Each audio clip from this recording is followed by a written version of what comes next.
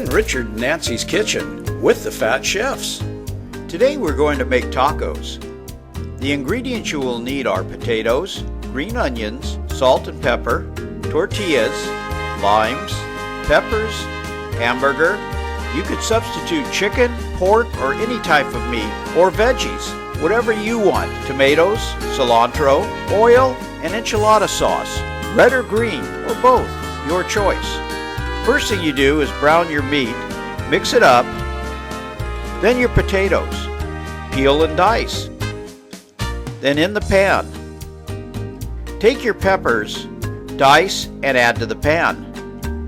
We drain the hamburger and add it back into the pan. Add your potatoes, peppers, and enchilada sauce. Salt and pepper to taste and mix thoroughly. Put it in a bowl and set it aside. Grab your tomatoes and do a medium dice. Limes, cut into wedges. Next, out of the herb garden, do a rough chop. Green onions, a quick slice. Put it all on the plate. Put your tortillas in the pan with a little oil and brown.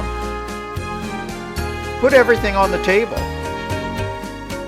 A little Señor Ricardo salsa. You could find that recipe in Cooking with Richard and Nancy also.